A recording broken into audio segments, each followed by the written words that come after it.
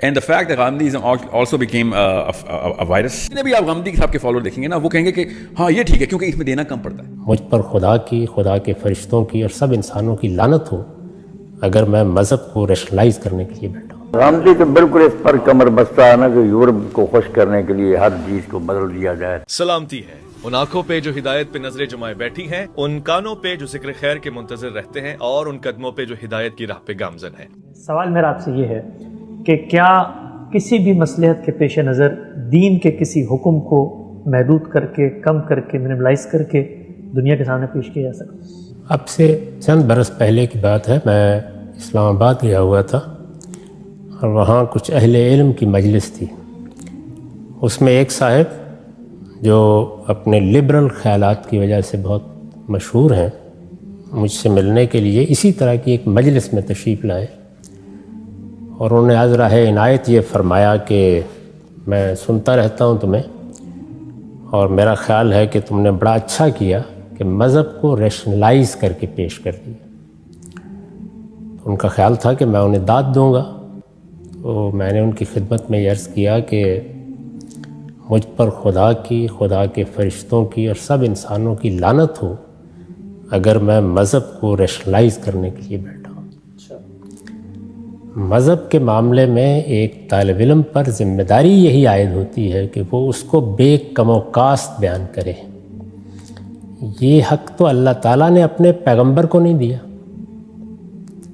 جب آپ دین کو بیان کر رہے ہوتے ہیں، ایک چیز یہ ہے کہ انفرادی طور پر کسی کو آپ نصیحت کر رہے ہیں، کسی بچے کو نصیحت کر رہے ہیں، اپنے بیٹے کو بتا رہے ہیں، آپ کے پاس کوئی شخص دین سمجھنے کے لیے آیا ہے، تو ایک ترتیب تدریج سے آپ دین کی ہدایت اس تک پہنچاتے ہیں. یہ اور چیز، یہ حکمت خود دین نے بتائی اور یہ کہا ہے کہ دین کی طرف لوگوں کو دعوت دو تو حکمت کے ساتھ دو اور موعظہ حسنہ کا طریقہ اختیار کرو. لیکن جس وقت آپ دین کو دین کی حیثیت سے بیان کر رہے ہوتے ہیں، اس وقت تو اگر کسی ایک مستحب عمل کے بارے میں بھی آپ نے اخفاء سے کام لیا تو سخت وعید اس پر اللہ تعالیٰ نے سنائی. میرا معاملہ یہ ہے کہ یوں تو نہیں ہے کہ میں کچھ لوگوں کو دین کی دعوت دینے کے لیے گیا تھا، یا میں نے کسی محلے میں جا کر لوگوں سے دین کی بات کی اور کسی نے اس کو سنا اور وہاں میں نے بعض چیزوں کو نہیں واضح کیا تو اس سے یہ حسن ظن قائم ہوا کہ یہ دین کی مصلحت ہے جس کو سامنے رکھ کر غالباً انہوں نے یہ بات اس وقت بیان نہیں کی. میں نے دین پر میزان کے نام سے کتاب لکھی ہے اور وہ اس اعلان کے ساتھ لکھی ہے کہ اس میں نے وہ پورا دین بیان کر دیا ہے جو میرے نزدیک اللہ کا دین، یعنی اللہ تعالیٰ نے جو دین دیا ہے اور پیغمبروں کی وساطت سے دیا ہے، اس کی پوری ہدایت اس کتاب میں نے اپنے فہم کے مطابق، یعنی اسلام ایز آئی انڈرسٹینڈ اٹ، بیان کر دی. تو سوال یہ ہے کہ وہ کتاب تو اب 2007 سے شائع ہو چکی اور ہزاروں کی تعداد میں لوگوں تک پہنچ گئی ہے. تو یہ بتایا جا سکتا ہے کہ وہ کون سا دین کا حکم ہے کہ جس کو میں دین کا حکم تو سمجھتا ہوں لیکن میں نے مصلحتاً اس کتاب میں بیان نہیں کیا. اس کا میں نے خلاصہ کیا ہے الاسلام کے نام سے، یعنی وہ اسی کا ایک مختصر ورژن ہے. اس کو بھی آپ دیکھ لیجیے، اس میں بھی پورا کا پورا دین اپنی اصل اور اساس کے لحاظ سے بیان ہو گیا ہے. تو اس وجہ سے میں اس پر اس کے سوا کیا تبصرہ کر سکتا ہوں کہ ہر سے از دوست میر اسد نیکوست. آپ فرماتے بھی ہیں کہ دین تو چند احکامات کا نام ہے، لوگ اس کو بھی بہت کوٹ کرتے ہیں. کہا جاتا ہے کہ نبی اور رسول کا فرق کر کے دین کے بہت بڑی تعداد کے احکامات تھے جن کو آپ نے رسولوں کے ساتھ، ان کی قوموں کے ساتھ خاص کر دیا، ان کے مخاطبین کے ساتھ خاص کر دیا ہے. اسی طرح حدیث اور سنت کے مابین فرق کر کے بہت بڑی تعداد تھی دینی احکامات کی جو حدیث میں بیان ہوئے، ان کو بھی محدود کر دیا اور چند گنی چنی سنتیں آپ کے نزدیک ہیں. اور اسی طریقے سے کہا جاتا ہے کہ شریعت اور فقہ کا فرق کر کے آپ نے جو بہت بڑی دینی احکامات کی تعداد تھی جو ہماری فقہ میں بیان ہوتی ہے، اس پر بحث کی جاتی ہے، ان کو بھی دین کے دائرے سے نکال کے الگ کر دیا ہے دین سے، اور اس کے نتیجے میں دین اب چند محدود احکامات کا نام ہو کے رہ گیا ہے. سوال میرا آپ سے یہ ہے کہ یہ جو کچھ آپ نے کیا ہے، کیا یہی 3 چیزوں کے اندر آپ کے ہاں کوئی فکری تبدیلی پائی جاتی ہے روایتی نظام فکر سے، اور کیا اس کے نتیجے میں دین محدود ہوا یا نہیں ہوا؟ میرا خیال ہے کہ آخری چیز زیادہ اہم ہے، اسی سے بات کی ابتدا کر لیتے ہیں۔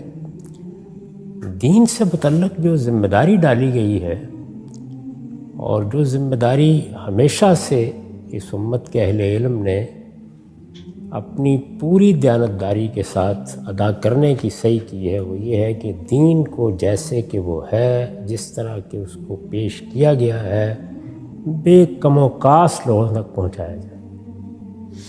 اس میں ادنا درجے میں بھی اپنی طرف سے کوئی چیز نہیں کی جا سکتی، بے کم و کاست۔ اب جس طرح یہ چیز اہمیت رکھتی ہے کہ دین کی کوئی چیز ہو اور وہ اس سے نکل نہ جائے، اسی طرح یہ چیز بھی بڑی اہمیت رکھتی ہے کہ کوئی چیز دین کی نہیں تھی اور وہ اس میں داخل ہو گئی۔ تو دونوں کام بہت دقت نظر سے کرنا پڑتے ہیں، لازماً کرنا پڑتے ہیں۔ اس میں ظاہر ہے کہ اختلافات بھی ہو جاتے ہیں، مختلف اہل علم کے مابین اختلافات ہو جاتے ہیں۔ پہلے دن سے یہ اختلافات صحابہ کرام میں ہوئے، بعض چیزوں کو سمجھنے میں، تابعین میں ہوئے، تبع تابعین میں ہوئے، ائمہ فقہ میں ہوئے، اسی طرح سے دوسرے جلیل القدر علماء میں ہوئے، ہوتے رہے ہیں، اس وقت بھی ہو رہے ہیں۔ اس کو اس انداز سے مبالغے کے ساتھ تعبیر کرنا یہی مسائل پیدا کرتا ہے۔ یعنی بات جتنی ہے اگر اتنی کہی جائے اور اسی طرح اس کو بیان کیا جائے تو نوعیت پھر بڑی سادہ ہو جاتی ہے، اس کو سمجھنا بھی آسان ہوتا ہے، اگر وہ تنقید ہے تو اس کا جواب دینا بھی آسان ہوتا ہے۔ ہمارے ہاں مذہبی طبقے کے ساتھ یہ بڑا مسئلہ ہے کہ وہ چیز کو جس طرح کہ وہ ہے تنقید کرتے وقت اس طرح بیان نہیں کرتا، بلکہ وہ اس میں سے کوئی منفی پہلو نکالے گا، اس میں کوئی مبالغہ پیدا کرے گا، اس کو پروپیگنڈے کی زبان دے گا، اور اس کے بعد کسی شخص کو یا کسی فکر کو متون کرنا شروع کر دے گا۔ اس سے اللہ کی پناہ مانگنی چاہیے۔ اس وقت اگر آپ غور کریں تو کیا صورتحال یہ ہے کہ میں نے ایک جگہ یہ جملہ کہہ دیا کہ دین کے احکام تو متعین ہیں اور وہ زیادہ نہیں ہیں یا وہ محدود ہیں، تو یہ جملہ ہی ہے جو میں نے زندگی میں کہا ہے۔ یعنی اس کے بعد آخر میں نے اس دین کو بیان کیا ہے نا، اور بیان بھی یہ نہیں کہ یہاں وہاں کوئی لیکچر دے دیا یا کسی جگہ کوئی بات اجمالاً کہہ دی یا کسی جگہ کسی چیز کی تفصیل کر دی، ایک پوری کتاب لکھی ہے اور وہ اس وضاحت کے ساتھ لکھی ہے اور دنیا کے سامنے پیش کی ہے، اور اس وقت نہیں برسوں سے وہ شائع ہو رہی ہے میزان کے نام سے۔ یہ کہا ہے اس کے بارے میں، اس میں پورا دین میں نے بیان کر دی ہے، تو ذرا وہاں پہ شمار کر کے دیکھیں۔ یعنی کیا فی الواقع ایسا ہی ہے کہ کوئی 2-4 چیزیں رہ گئی ہیں 10-20، باقی میں نے نکال دی ہیں؟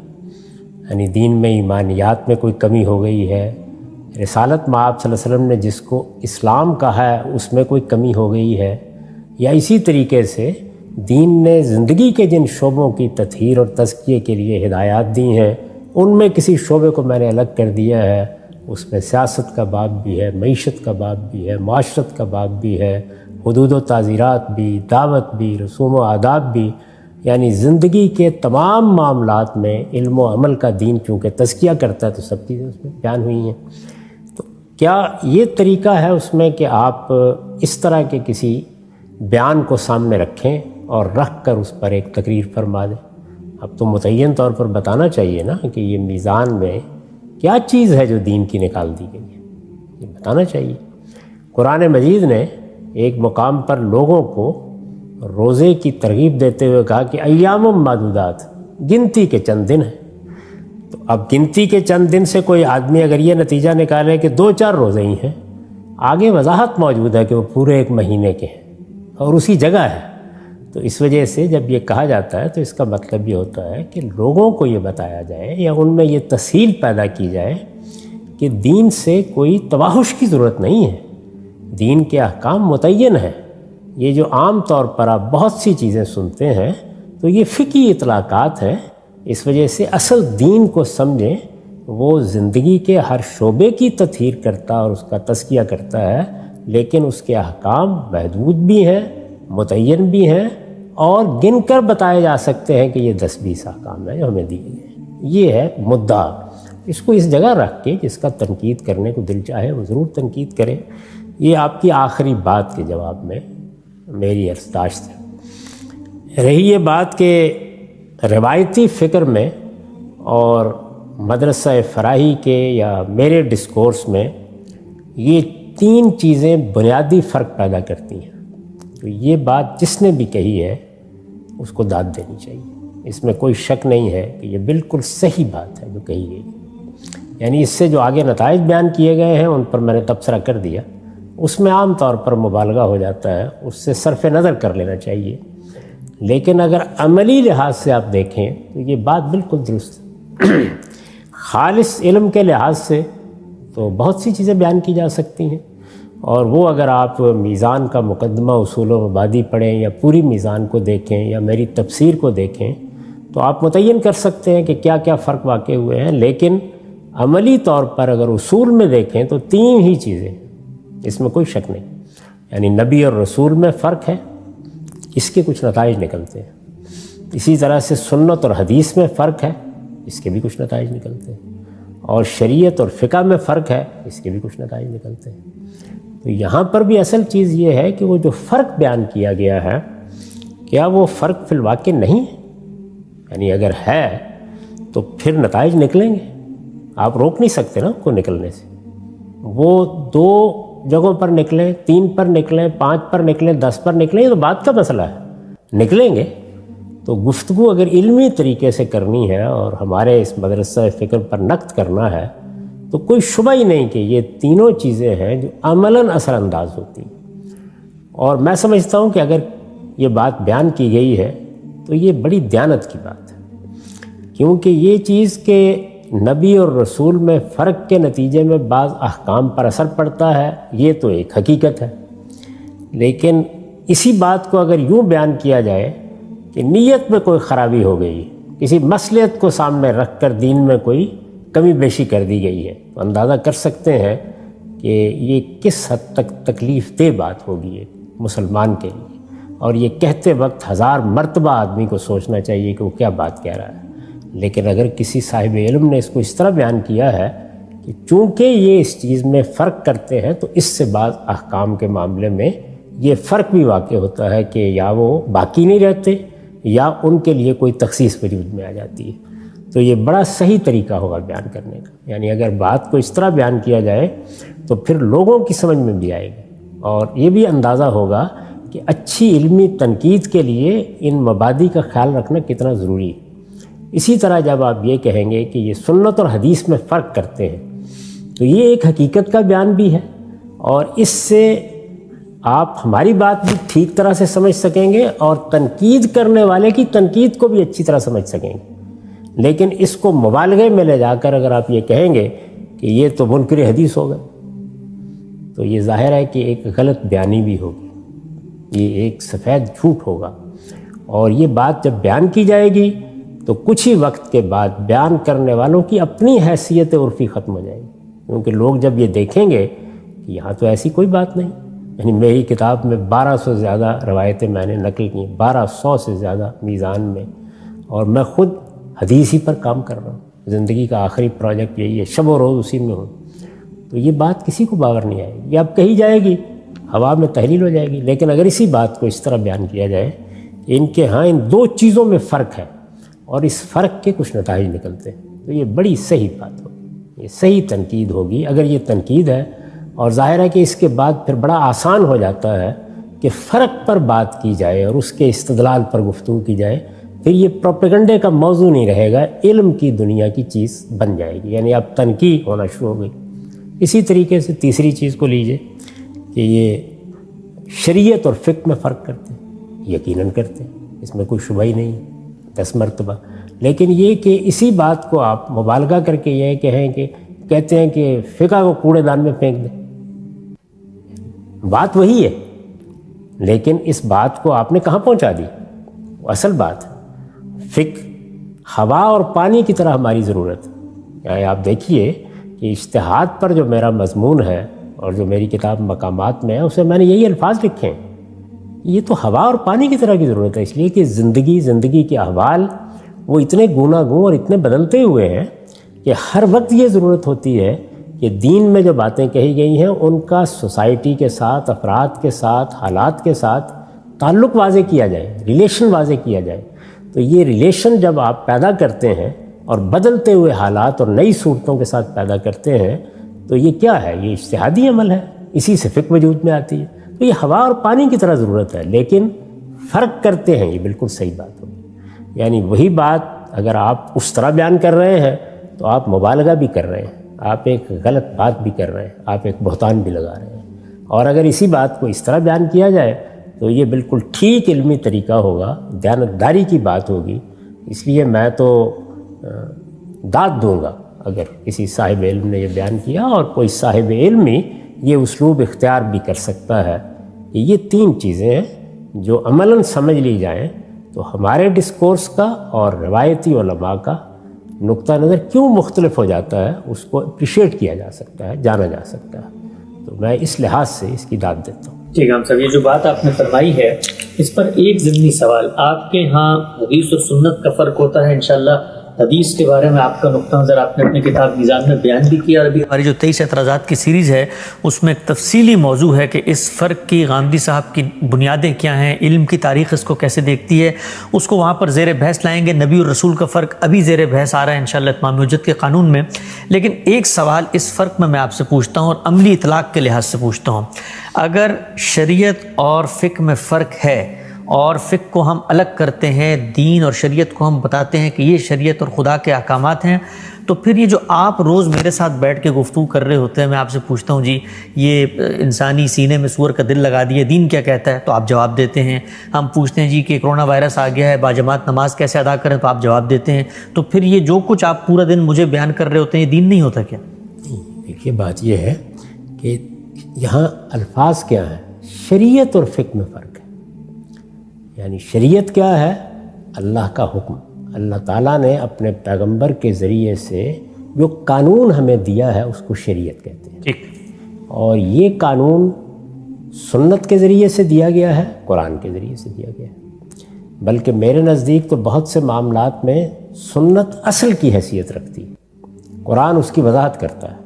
اور بعض معاملات میں قرآن اصل کی حیثیت رکھتا ہے اور سنت اس کی وضاحت کرتی ہے. دونوں اصل ہیں اور دونوں کے ذریعے سے یہ دین ہمیں دیا گیا ہے. اور اس دین کے دو حصے ہیں. ایک کا تعلق ہے دین کے فلسفے سے، دین کے مبادی سے، وہ ایمان و اخلاق کی چیزیں ہیں. اور دوسرے کا تعلق ہے قانون سے، شریعت سے. تو یہاں شریعت زیر بحث ہے. تو شریعت اللہ کا حکم ہے، یعنی جو ہمیں اللہ تعالیٰ کی طرف سے مل گیا. اب ظاہر ہے کہ جو حکم مل گیا ہے اس حکم میں کوئی نئی صورت پیش آ گئی ہے، نیا معاملہ پیش آ گیا ہے، یا کوئی حکم اجمال میں دیا گیا تھا، آپ نے اسے اطلاق کی تفصیل میں بدلا ہے.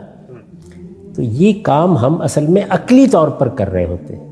یہاں ہمارے پاس استدلال کے لیے قرآن کی آیت نہیں ہوتی، پیش کرنے کے لیے اللہ کے پیغمبر کی جاری کردہ سنت نہیں ہوتی، عقلی استدلال کر رہے ہوتے ہیں. تو عقلی استدلال جب ہم کر رہے ہوتے ہیں تو اسی کو اجتہادی اطلاق کہا جاتا ہے. اس کے بارے میں واضح کرنا چاہیے کہ اس میں اور شریعت میں فرق ہے. وہ اصل ہے، یہ اس کی فرع ہے. اور اگر آپ اس میں فرق نہیں کریں گے تو آپ اصل اور فرع کو خلط ملط کر دیں گے، ان کے مرتبے کو ایک کر دیں گے، ان کے متعلق رویوں کو ایک کر دیں گے. پہلی چیز کے لیے سمجھنے کے اصول اور اس کے بارے میں تعلق اور قائم ہونا چاہیے. اس میں آپ قرآن کی طرف جائیں گے، سنت کی طرف جائیں گے، وہاں سر تسلیم خم. یہاں ایک بڑا امام ہے، بڑا فقیہ ہے، بڑا عالم ہے، اس نے عقلی استنباط کیا ہے، تو یہ استنباط بالکل درست ہوگا. اس سے بعض موقعوں کے اوپر اللہ تعالیٰ کا منشا معلوم ہوتا ہے کہ وہ ہمارے فہم کے لیے چھوڑ دیا گیا تھا، اس کو بیان کیا. لیکن اس میں آپ جانتے ہیں کہ بے پناہ اختلافات کا امکان ہوتا ہے اور پھر یہ کہ غلطیوں کا بھی بہت امکان ہوتا ہے. تو اس لیے اس کو الگ کیا جائے. یعنی یہاں کسی چیز کا انکار نہیں ہو رہا، الگ رکھیں اور اس کے مرتبے پر رکھیں. یعنی الگ رکھیں، شریعت کو بیان کریں تو فقہ کو اس کے ساتھ ملا کے نہ بیان کریں۔ یہی بات ہے نا جو میزان کے خاتمے میں لکھی ہے کہ اس کتاب میں فلسفہ، تصوف، کلام، فقہ کو الگ کر دیا گیا ہے، اور اس آمیزش سے الگ کر کے قرآن و سنت کی بنیاد کے اوپر جو اصل دین ہے اسے بیان کر دیا گیا ہے۔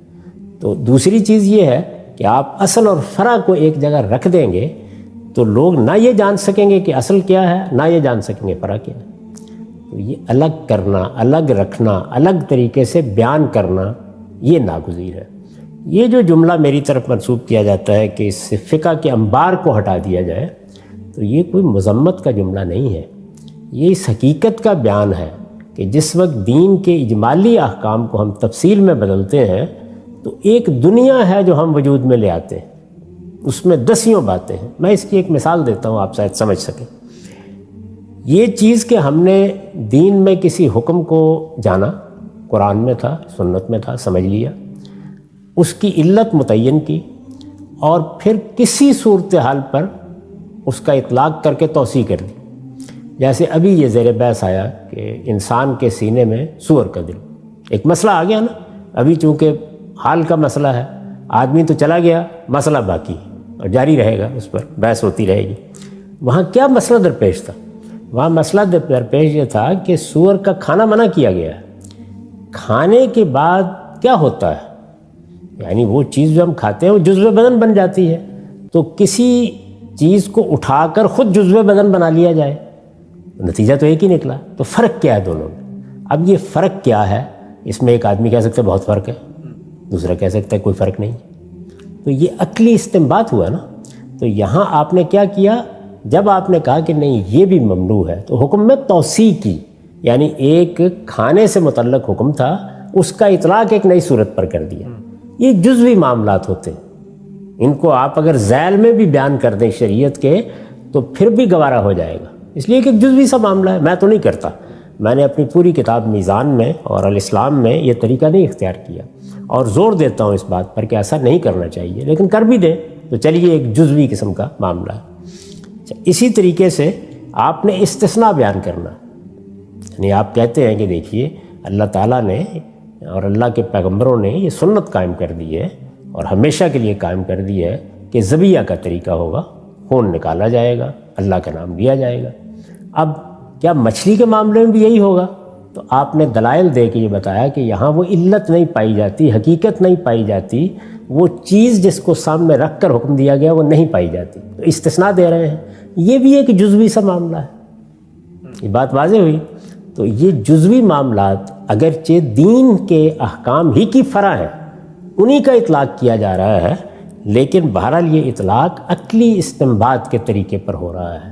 اس میں خدا کا براہ راست حکم یا پیغمبر کی براہ راست جاری کردہ سنت ہمارے سامنے نہیں ہوتی۔ جب نہیں ہوتی تو اس میں آپ محض اپنی عقل کی بنیاد پر یا اپنی اجتہادی بصیرت کی بنیاد کے اوپر یا توسیع کر رہے ہوتے ہیں یا آپ استثناء دے رہے ہوتے ہیں۔ تو احتیاط کہتی ہے کہ ان کو الگ کریں، ان کو الگ رکھیں، ان کو الگ بیان کریں اور یہ بتائیں کہ وہ شریعت ہے اور یہ اس کا اجتہادی اطلاق ہے جو نئی صورتوں کے پیش آنے کے بعد ناگزیر ہو جاتا ہے۔ لیکن اب ایک مثال دیکھیے ذرا کہ وہاں کیا ہوتا ہے۔ دین نے یہ کہا کہ امرہم شورا بینہم، مسلمانوں کا نظم، مسلمانوں کا نظام، مسلمانوں کا اجتماعی نظم، جب بھی وہ کوئی ایسی چیز پیدا کرتے ہیں جس میں سب مل کے کوئی کام کرتے ہیں، جیسے ریاست کا نظام ہے، یہ لوگوں کی رائے پر مبنی یا ایک جملہ ہے۔ اس جملے نے یہ بتا دیا کہ مسلمانوں کی حکومت یا ان کا اجتماعی نظم یہ بندوق کے زور پر قائم نہیں ہوگا، یہ کسی خاندان کا استحقاق نہیں ہے، یہ کسی طبقے کا استحقاق نہیں ہے، یہ کوئی فلسفیوں یا علماء کی حکومت نہیں ہے، اس میں لوگوں کو فیصلہ کرنا ہے، لوگوں کو حکومت کا حق دے دیا ہے اللہ تعالیٰ نے، اور یہ انہی کو ہونا بھی چاہیے۔ علم بھی یہی کہتا ہے، عقل بھی یہی کہتی ہے، کیونکہ حکومت کا ادارہ اللہ تعالیٰ کا قائم کردہ ادارہ نہیں ہے، خاندان کا ادارہ اللہ کا قائم کردہ ادارہ ہے، یہ لوگوں نے اپنی ضرورت کے تحت قائم کیا ہے، تو چونکہ لوگوں نے قائم کیا ہے تو لوگوں ہی کو فیصلے کا حق بھی ہے۔ تو امرہم شورا بینہم، اب اس امرہم شورا بینہم پر ہم نے عمل کرنا ہے۔ عمل کرنے کے لیے دنیا نے جو نظام بنایا ذرا اس کی تفصیلات دیکھیے. پارلیمنٹ, مقننہ, عدلیہ, انتظامیہ, باہمی تعلقات, باہمی روابط, انتخاب کے طریقے, ایک دنیا ہے نا. اب آپ گنتے چلے جائیے, فقہ ہے. یہ فقہ ہے. تو اس سب کچھ کو کیا میں اٹھا کر امرہم شورا بینہم کے ساتھ رکھ دوں, کیا نیچے رکھ دوں؟ یعنی آپ یہ دیکھیے کہ میں نے خلفائے راشدین کے انتخاب میں کیا طریقہ اختیار کیا گیا. فقہ ہے نا. یعنی انہوں نے اس بات کو سمجھا اور اپنے زمانے میں قبائلی تمدن تھا, اپنے زمانے کی ضرورتوں کو سامنے رکھ کر ان کو جب موقع ملا تو انہوں نے سیدنا صدیق کا انتخاب کیا, سیدنا عمر کا کیا, سیدنا عثمان کا کیا, سیدنا علی کا انتخاب تو مارز بحث میں آ گیا. لیکن بہرحال انہوں نے اپنے زمانے کے لحاظ سے یہ طریقے اختیار کیے. کیا وہ طریقے دین ہیں؟ ان کو اٹھا کر دین بنا دیا جائے. ہے تو امرہم شورا بینہم کا اطلاق. تو یہ فقہ ہے. یہ کبھی اجمال کی جب تفصیل کی صورت میں زیر بحث آتی ہے تو آپ دین کو بیان کرنے کے لیے تو ایک جملہ بیان کر رہے ہیں, اس کے لیے پوری کتاب لکھنی پڑ جاتی. تو میں نے ابتدا میں جب امرہم شورا بینہم پر لکھا تو دونوں چیزیں اکٹھی تھیں میری کتاب میں. یہ بہت پرانی بات ہے. لیکن جس وقت میں نے اس کو میزان میں موضوع بنایا تو آپ دیکھیے میں نے کیا کیا. یعنی بات جتنی رسالت میں آپ صلی اللہ علیہ وسلم کی ذات تک رہی اس کو میں نے اس میں بیان کر دیا, اس لیے کہ وہ دین کا بیان ہے.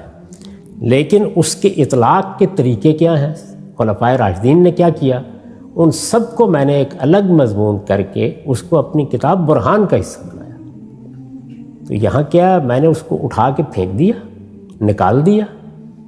یعنی کیا آج بھی میں اس پہ گفتگو نہیں کرتا؟ یہ سب ہوتا ہے, لیکن اس کو کس جگہ رکھنا ہے.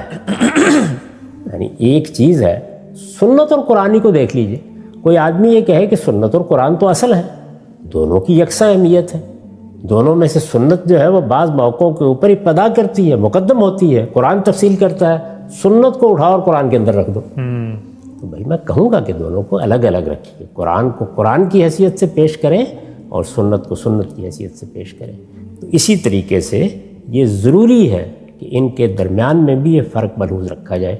ایسے ہی آپ آگے بڑھ کر ایک ایک چیز کا جائزہ لیں گے تو یہ معلوم ہوگا کہ یہ ممکن ہی نہیں ہے کہ ان کو اکٹھا کر دیا جائے. اور جب اکٹھا کیا جائے گا تو اب میں یہی کہوں گا نا کہ اگر مثال کے طور پر امرہم شورا بینہم کے تحت آپ یہ سب چیزیں لے آئیں اور یہ کہیں کہ نہایت اچھے اجتہادات ہو گئے ہیں اور ایک پارلیمانی اور ایک صدارتی اور معلوم نے کیا کیا نظام بن گئے ہیں, دنیا میں ساری اس کی صورتوں کو آپ بیان کریں, تفصیلات ظاہر ہے کوئی 1200 صفحے میں بیان ہوں گی, اور پھر اس کے بعد یہ کہیں اس کے بعد کہ ایک ہی چیز تو اور خود غور کر لیجئے کیا چیز ہے. میں یہی کہوں گا نا کہ اس انبار کو الگ کیجئے اور لوگوں کو بتائیے کہ اللہ کا حکم صرف ایک تھا اور وہ تھا امرہم شورا بینہم. یہ اس کے اجمال کو انسانوں نے اپنی عقل اور اجتہاد سے تفصیل میں بدلا ہے. یہ فقہ ہے, اس کو عزت کی نگاہ سے دیکھیں گے, بیان بھی کریں گے. یہ ہماری ضرورت ہے ہوا اور پانی کی طرح, لیکن اس کو نہ برابر رکھیں گے, نہ اس کی جگہ دیں گے, اور نہ ان کو خلط ملط کر کے کبھی پیش کریں. امام صاحب جو پوری بات آپ نے بیان فرمائی ہے میں اپنی ظالمانہ انڈرسٹینڈنگ آپ کے سامنے رکھتا ہوں اور چاہوں گا کہ اگر یہ خلاصہ ٹھیک ہے تو آپ اس کی تائید فرمائیں, اور اگر اس میں کوئی کمی ہے تو اس میں توسیع کر دیجیے گا. آپ کی پوری بات یہ ہے کہ جب ہم دین کی ہدایت کو سامنے رکھ کے قرآن و سنت پہ غور کرتے ہیں اور ہمیں کوئی نئی صورتحال درپیش ہوتی ہے جو وہاں پر براہ راست بیان نہیں ہوئی گی, تو ہم عقل کے ذریعے, عقلی استنباط کے ذریعے ان احکامات کو متفرق کرتے ہیں. ان کے اندر کوئی علت ہے تو اس کو مماثل صورتحال پہ اس کا اطلاق کرتے ہیں. عقلی استدلال جب آپ فرما رہے ہیں انسان عقلی استدلال کرتا ہے تو مطلب یہ ہے کہ بنائے استدلال تو قرآن و سنت میں موجود ہوگی, لیکن عقلی اجتہاد سے جب وہ اطلاق کرے گا تو ان کو الگ کریں. تو پھر ہمارے ہاں جو یہ فقہ کے اندر مثال کے طور پہ قرآن میں اصول بیان ہوا تھا کہ بھئی اموال باطل طریقے سے نہیں کھانے, ضرر غرر کے ذریعے نہیں معاملہ کرنا, تو اب جو پوری کتاب البیوع 200 صفحے کی آئی ہے اس سے ہم اطلاق میں اختلاف بھی کر سکتے ہیں. اس کو شریعت بنا کر آج کے دور میں آپ یہ نہ کہیں کہ پوری دنیا میں جو لین دین ہوگی اس کو تو ہم امام حنیفہ, امام شافعی کی فقہ کی کتاب میں جو کچھ اصول لین دین کے بیان ہوئے اس کی روشنی میں دیکھیں گے. یہاں آپ اسی باب کو میرے ہاں پڑھ لیجئے, قانون معیشت میں فرق دونوں کا بالکل واضح ہو جائے گا. اس لیے کہ چونکہ اس میں حضور کی فقہ ہے تو حضور کی فقہ کو میں نے ذیلی چیز بنا کے اپنی کتاب میں بیان کیا ہے. قرآن اور سنت کو اوپر رکھا ہے اور نیچے اس کو رکھا ہے. تو چونکہ فقہ النبی بیان ہوئی ہے تو آپ سمجھ سکتے ہیں کہ دونوں کا باہمی تعلق کیا ہے. لیکن اب فقہ ابی حنیفہ یہ تو میں نہیں رہوں گا یہاں پہ، کیونکہ وہ اب پیغمبر نہیں ہے. پیغمبر کا علم تو بے خطا علم ہوتا ہے. تو فقہ کو بھی میں نے اٹھایا ہے، لیکن فقہ نبی کو اٹھایا اور اٹھا کے رکھ دیا ہے ذیل نیچے. جی غام صاحب، آخری نقطہ اس کے بعد خاتمہ کرتے ہیں، وقت بڑھ رہا ہے. یہ جب آپ بات کرتے ہیں بار بار ریکنسٹرکشن، تو وہ اصل میں یہ اجتہادی اطلاقات جن کو دین بنا لیا گیا ہے، ان کی ریکنسٹرکشن کر کے بتایا جائے کہ دین یہ ہے، پیور ہے، الگ ہے، اور یہ انسانی فہم، انسانی فکر، اس کے نتیجے میں جو دینی فکر ڈیولپ ہوئی یہ ہے، اس کو ریوائز کرنا ہے، دین کو ریوائز نہیں کرنا.